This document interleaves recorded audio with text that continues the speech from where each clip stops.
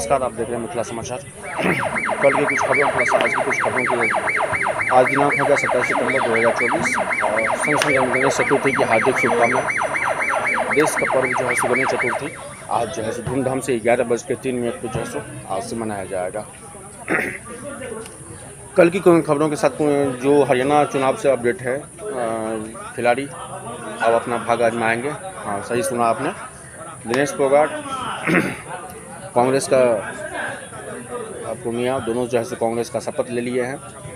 दिनेश फोगाट को उनका ससुराल वाला सीट से जो है सो उनको विधानसभा का इलेक्शन लड़ने का टिकट दे दिया गया है। कल कांग्रेस की भी पहली लिस्ट जो है सो आई, जिसमें 32 उम्मीदवार का जो है सो नाम आया, उसमें दिनेश फोगाट का नाम था, लेकिन पूर्णिया का नाम नहीं था। उनको जो है सो अखिल भारतीय किसान का महामंत्री बनाया गया। तो दोनों खिलाड़ियों ने कांग्रेस ज्वाइन किया और कांग्रेस ज्वाइन करते करते उन्होंने प्रेस कॉन्फ्रेंस किया कि जब से पिछले 2023 से वो लोग जिस हिसाब से जो है सो लड़ रहे थे महिला रेसलर, महिला कुश्ती के खिलाफ, कहीं न कहीं वो मुहिम उनका जारी रहेगा। लेकिन वो अभी लेकिन इसी पे जो है सो बहुत सारे ट्वीट आए, बहुत सारे डिबेट हुई, बहुत सारे नेशनल चैनल पे। लेकिन कहीं न कहीं ये क्या वो डे 1 2023 से ये कहानी स्किप चल रहा था क्या इस पे, लेकिन वो उन्होंने सीधा बोला कि हमें हमेशा कांग्रेस, हमें दिनेश फोगाट ने बोला कि हमें हमेशा कांग्रेस ने सपोर्ट किया है, बीजेपी छोड़ के हमारी सभी पॉलिटिकल पार्टी ने मेरा स्वागत किया और हमें उम्मीद है कि आगे भी वो स्वागत करेंगे। और उन्होंने खटी खोसी बीजेपी पे सुनाया। अब जो है सो ये रेसलर ओलंपिक विजेता क्या अपनी किस्मत जो है सो आजमाएंगे जिस ढंग से यहाँ पे हरियाणा विधानसभा में, वो तो देखने वाली बात होता है क्या होता है नहीं होता है। लेकिन पूर्ण जो है सो हरियाणा का पॉलिटिक्स, हरियाणा विधानसभा इस वक्त पूरा पॉलिटिकल जो है सो पहलवानों के गढ़ में कहा जा सकता है। और बहुत सारे खिलाड़ी, ऐसा नहीं है कि हरियाणा पंजाब में जो है सो बहुत सारे नवजोत सिंह सिद्धू हो गए, क्रिकेट से आते हैं, मोहम्मद अजहरुद्दीन हो गए, बहुत सारे ऐसे खिलाड़ी हैं जिन्होंने जो है सो विधानसभा लड़ा हुआ है ऑलरेडी और लड़ भी रहे हैं। तो ये आज का दिन नहीं है।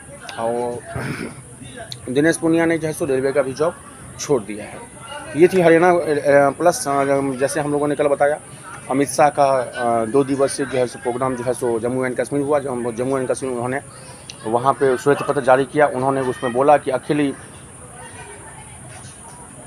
की योजना के तहत जो है सो 3000 रुपये बच्चों को जो है सो दिया जाएगा प्रोत्साहन राशि, और साथ साथ जो है सो अटल आवास योजना के तहत जो है सो 5 लाख रुपया जो है आवास बनाने के लिए दिया जाएगा। जम्मू कश्मीर पे उन्होंने खास करके बोला कि जम्मू कश्मीर में 370 नहीं हटेगा। तो उन्होंने बोला अमित शाह ने कि जम्मू कश्मीर से कभी भी 370 35A जो है सो जम्मू कश्मीर से नहीं हटेगा। इसी तरह दूसरी तरफ कांग्रेस या PDP का जो श्वेत पत्र आया है उसमें जम्मू एंड कश्मीर से धारा 370 हटाने की बात कही जा रही है।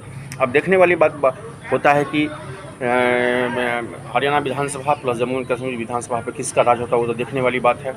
ये थी नेशनल न्यूज़। साथ साथ जो है सो बिहार की बात करें तो बिहार में तेजस्वी यादव गमछा वो बैन कर दिया है। तेजस्वी यादव का कहना है कि तेजस्वी यादव अपने कार्यकर्ताओं को 6 सितंबर से वो जो है सो यात्रा पे रहेंगे हर जिला में, जैसा कि उनका जो रूट चार्ट आया है समस्तीपुर, दरभंगा, मधुबनी, मुजफ्फरपुर, 6 जिलों में और 42 विधानसभा, 6 जिलों में 42 विधानसभा में उनकी आभार यात्रा निकलेगी। और उन्होंने इसमें निर्देश दिया है कि कोई भी पदाधिकारी मीटिंग नहीं करेगा। साथ साथ जो है सो गमछा को हटाया जाएगा। गमछा अब जो है सो RJD का पहचान नहीं रहेगा। अब गमछा के बगल में टोपी।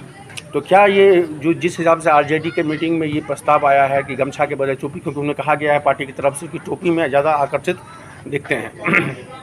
तो कहीं न कहीं ये मुहिम क्या होता है और ये जो आभार यात्रा है। और साथ साथ उन्होंने 2 दिन पहले भी नीतीश कुमार पर लगा कि नीतीश कुमार जो है सुस्त हो गए हैं, नीतीश कुमार काम नहीं करते। तो बहुत सारे आरोप नेता प्रतिपक्ष पे। तो देखने वाली बात है विधानसभा में ये गमछा वर्सेस टोपी, जिस गमछा को लालू प्रसाद यादव ने लाया उस गमछा को जो है सो तेजस्वी यादव ने हटा दिया है। तो गमछा पॉलिटिक्स और से अब टोपी पॉलिटिक्स जिस जगह जो बल्कि पार्टी NDA का कहना है कि जिस तरह से समाजवादी का गमछा हट के जो है टोपी हो गया है SP का, उसी तरह कहीं न कहीं RJD का ये गमछा के बदले जो है सो टोपी का मुहिम चल रहा है। उससे हमको कोई फ़र्क नहीं पड़ता है। देखने बात यह है पॉलिटिकल एजेंडा है, लेकिन पॉलिटिकल हवा गर्म है हरियाणा में जिस तरह से अखाड़े पे अखाड़े, जिस तरह बीजेपी में जो है सोचे त्याग पत्र, इस्तीफा, बहुत सारे 12 विधानसभा जिनका वर्तमान में वो थे 12 को का टिकट कटा है, 10 उम्मीदवार ऐसे हैं जो कांग्रेस से या जेजेपी से आए हैं, तो उनको टिकट दिया गया। ये 22 को सीट देखने वाली बात होती है, खास करके बीजेपी के एजेंडा के लिए। उन्होंने 12 विधायक का टिकट काटा है जो पिछले बार जीते थे, 2019 में जो जीते थे, उनको 12 को टिकट वापस नहीं दिया गया है। 10 ऐसे उम्मीदवार हैं जो कांग्रेस से बीजेपी में आए। तो ये थी हरियाणा की, जो मैंने बता ही दिया। जम्मू कश्मीर में भी उठापटक है, 47 plus 43 Jammu and Kashmir plus Kashmir 90 seat पर जो विधानसभा इलेक्शन होना है। फाइनल समिट जम्मू कश्मीर में 3 चरणों में है, जैसे कि मैं 8 अक्टूबर को काउंटिंग है, 5 अक्टूबर को हरियाणा में इलेक्शन है, 8 अक्टूबर को काउंटिंग है। तो देखने वाली बात है ये दोनों राज्य किनके क्या लोटस खुलता है, कमल की सरकार होती है, भले वो हरियाणा हो या जम्मू कश्मीर हो, तो देखने वाली बात होगी। दूसरी तरफ बिहार दौरे पे हैं केंद्रीय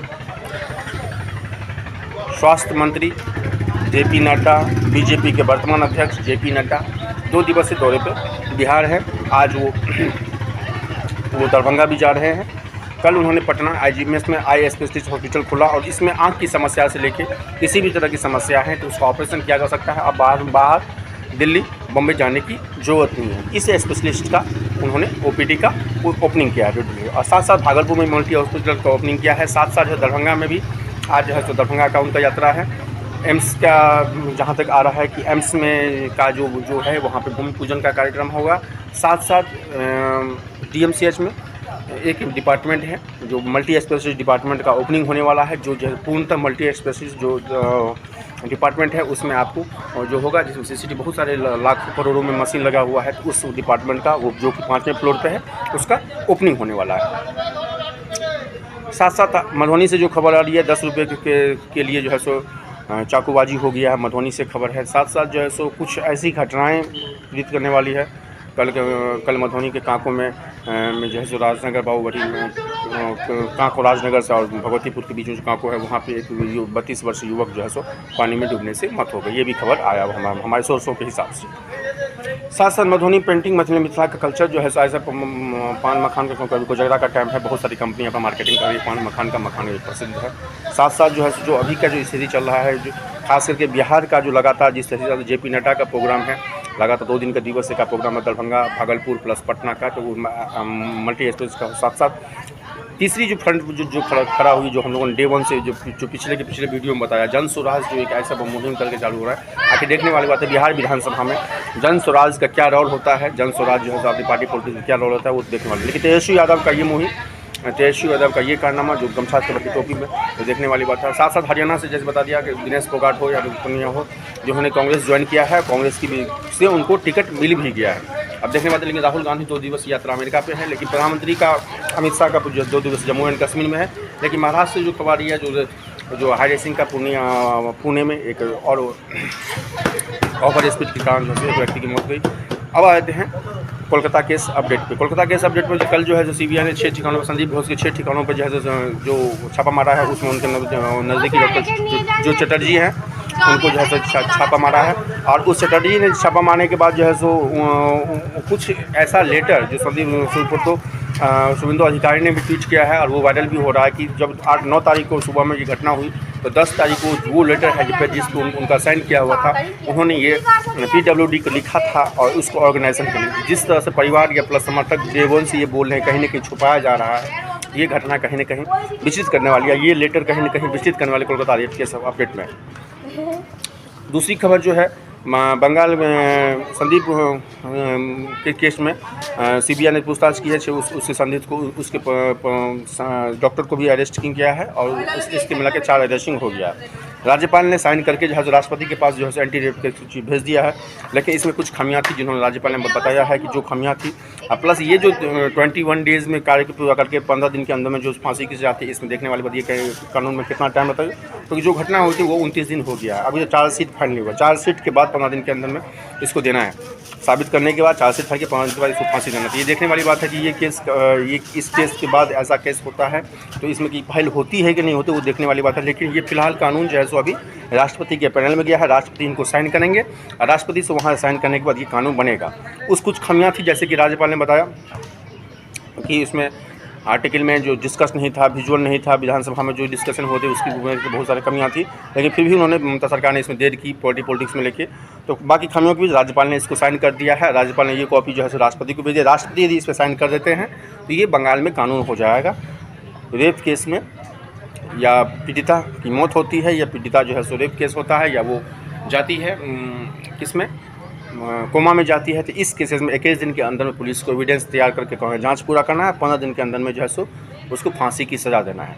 फिलहाल ये कानून अभी राष्ट्रपति के पैनल पे है, राष्ट्रपति के पास गया हुआ है, राष्ट्रपति उनको साइन करके भेजेंगे तो मालूम पड़ेगा। ये थी कोलकाता रेप केस की अपडेट। जैसे कि बताया गया था कि हमको 9 अगस्त से ये घटना हुई, 10 अगस्त को CBI ने जो है सो 10 अगस्त ने जो कोलकाता पुलिस संजय राय को अरेस्ट किया। उसके बाद जो है 13 तारीख से CBI जिसमें लगी है, CBI ने चार्जशीट में जो बातें कबूल है प्लस एक ऑडियो और वायरल हो रहा है जिसमें परिवार के माता पिता का कहना है